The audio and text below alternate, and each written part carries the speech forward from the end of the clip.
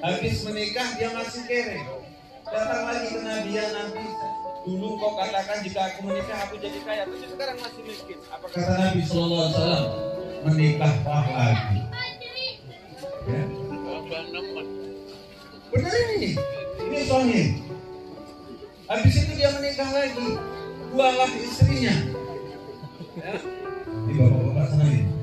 Ibu tolong tutup telinanya. Ya.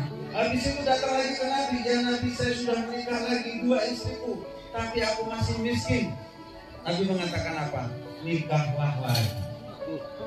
Tolong jadi begini. Ya. Habis itu kemudian dia masih miskin, datang lagi ke Nabi. Ya Rasulullah, aku tidak mungkin mengatakan bahwasanya apa yang kau katakan itu tidak benar. Karena apa yang kau katakan adalah apa yang Allah wangikan. Lalu mana janjimu? Aku sudah menikah 3 kali, maka aku juga masih miskin. Nabi mengatakan, nikahlah lagi. Akhirnya 4 istrinya. Ketika di istri yang keempat, dia dapat orang yang kaya raya. Dengan kaya raya itulah dia bisa membangun usaha. Dengan membangun usaha itu kemudian seluruh istrinya menjadi bisa dinafkahi dan kaya raya. Jadi salah satu pintu mendatangkan rezeki itu adalah menikah lagi. Tapi bukan berarti saya suruh bapak untuk habis ini kawin lagi, tidak. Karena di dalamnya ada konsekuensi. Tapi itu dibolehkan. Fa'in kitum ma tobalakum minan nisa la warruban. Nikahilah wanita-wanita yang kalian cintai. Ini ayat yang paling dibenci sama ibu-ibu. 2, 3, atau 4. Kalau tidak sanggup 1 saja, itu lebih baik. Yang semangat saya doakan panjang umurnya, banyak anaknya, dan bahagia keluarganya. Assalamualaikum warahmatullahi wabarakatuh. Waalaikumsalam warahmatullahi wabarakatuh. Menikah itu hal yang membahagiakan dan dicintai Allah dan Rasulnya. Ya. Tapi yang sudah menikah, hal yang paling indah dalam hidup ini, berdebar-debar rasanya, hatinya tak karu-karuan. Itu adalah ketika menjelang pernikahan. Orang kalau sudah mau menikah, Pak, gunung dia daki, laut dia seberangi. Ya. Walaupun mertuanya kumisnya kelihatan galak, dia akan datang cari cara bagaimana mertuanya bisa luluh. Demi apa? Demi meluluhkan agar si buah hati itu kemudian jatuh dalam pangkuan dan pelukan. Asik enggak? Nah, kenapa? Yang pertama Allah sendiri kemudian Nabi sendiri mengatakan menikah itu adalah menyempurnakan separuh agama. Jadi ternyata separuh agama itu kita bisa amalkan dengan cara menikah. Makanya para ulama mengatakan ibadah yang paling lama seorang manusia itu adalah ketika dia berumah tangga. Ya, berumah tangga bukan hanya kita kabul, tapi adalah ibadah. An-nikahi sunnati, faman raghiban bi sunnati falaysa minni. Nikah itu adalah sunnahku, barang siapa tidak menyukai sunnahku, maka dia bukan golongan. Ya. Kenapa nikah dikatakan adalah ibadah yang paling lama? Bapak Ibu sekalian yang dimuliakan Allah, kita ini kalau tidur dengan istri kita, tanpa sengaja saja menyentuhnya, dengan sentuhan itu dia merasa nyaman. Ini pahalanya berlipat-lipat ganda. Ini kalau nggak sengaja, nggak nolak sengaja, ya kan?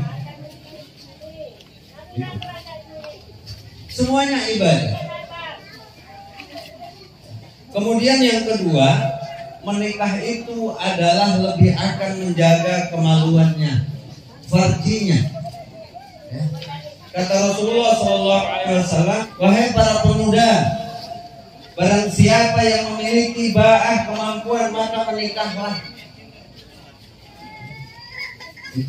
Kenapa? Karena sesungguhnya menikah itu lebih akan menundukkan pandangan kita dan akan menjaga kemaluan kita. Kalau sudah punya kemampuan maka menikahlah.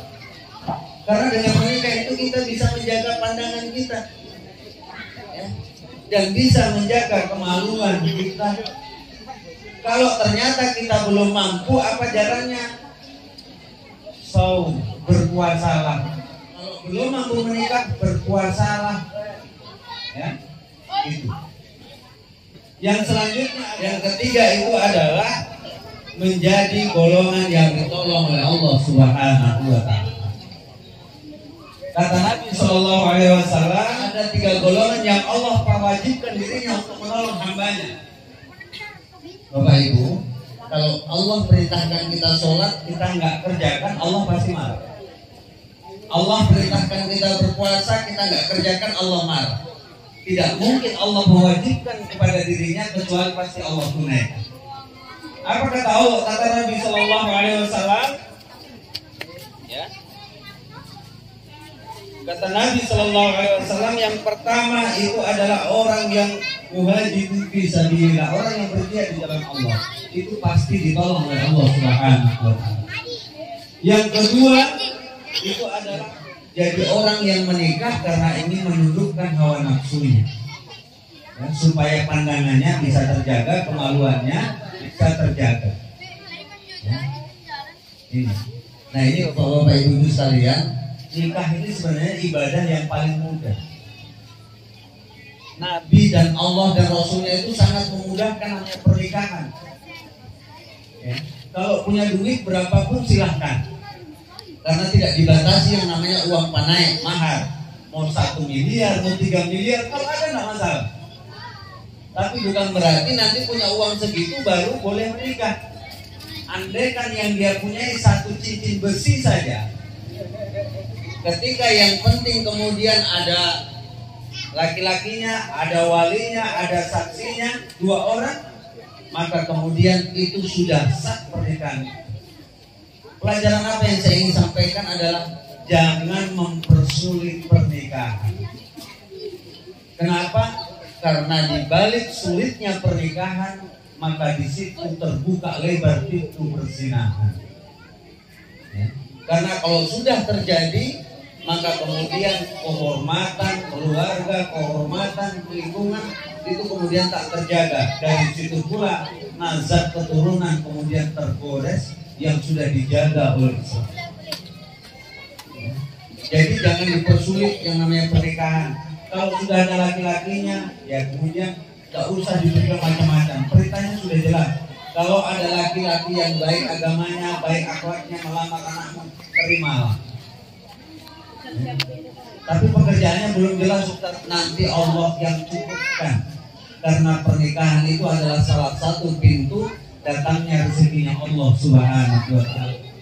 Ada hadis yang ada di zaman Nabi, ada yang datang kepada Nabi, ya Rasulullah, kenapa hidupku kere terus?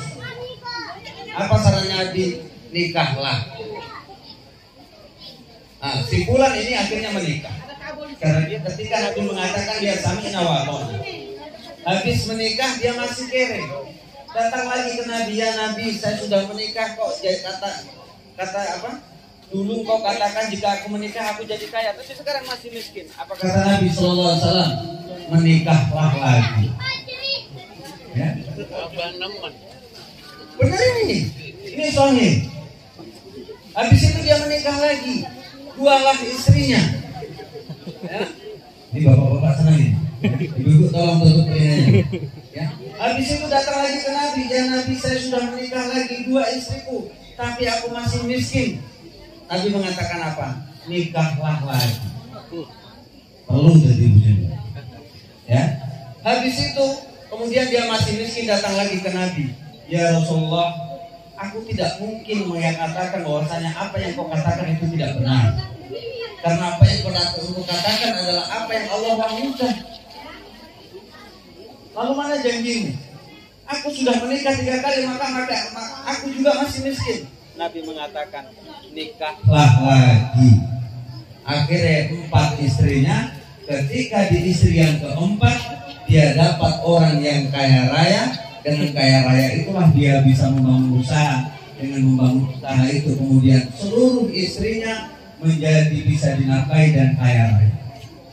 Jadi salah satu pintu mendatangkan rezeki itu adalah menikah lagi. Tapi bukan berarti saya suruh bapak untuk habis ini kawin lagi, tidak. Karena di dalamnya ada konsekuensi. Tapi itu dibolehkan. Fa in kuntum ma tawalakum minan nisa wa ruban. Nikahilah wanita-wanita yang kalian cintai. Ini ayat yang paling dibenci sama ibu-ibu. 2, 3 atau 4. Kalau tidak sanggup 1 saja, itu lebih baik. Ya, Bapak Ibu sekalian yang dimuliakan oleh Allah Subhanahu wa taala. Juga menikah itu untuk menambah keturunan. Jadi Nabi SAW itu bangga terhadap umatnya kalau banyak keturunannya. Ini beda gaya kehidupan barat. Kehidupan barat itu karena gaya hidupnya hedonistik, yang penting kerja 24 jam, akhirnya mereka tidak mau punya. Maka mereka hari ini sudah luar biasa khawatirnya. Di Jepang sendiri, kalau ada warganya mau hamil itu dibayar. Ya. Andai kan saya hidup di Jepang, mungkin istriku saya suruh hamil lagi walaupun anak saya sudah 10. Ya. Kenapa? Karena di sana ada ancaman regenerasi. Tapi Nabi SAW paling suka umatnya itu kalau banyak anaknya, banyak keturunannya. Kenapa? Karena ketika banyak keturunannya, maka kita selaku orang tua akan banyak yang mendoakan kita. Masa di antara 10 atau 7 anak kita tidak ada satu yang soleh, yang solehah, yang kelak kemudian dengan keterbatasan amal kita, kelak anak-anak kita itu akan menggandeng kita masuk di surganya Allah Subhanahu wa taala. Amin ya rabbal alamin. Bapak Ibu sekalian yang dimuliakan oleh Allah Subhanahu wa taala. Ya. Saya kira itu beberapa pelajaran dari menikah. Intinya menikah itu bukan hanya sekedar ritual semata, tapi menikah adalah dalam rangka kita ingin menyempurnakan ketaatan kita, ibadah kita kepada Allah Subhanahu wa taala. Kenapa? Karena memang kita ini diciptakan dengan segala macam pernak-pernik hidup kita, tidak lain kita ini untuk ibadah kepada Allah.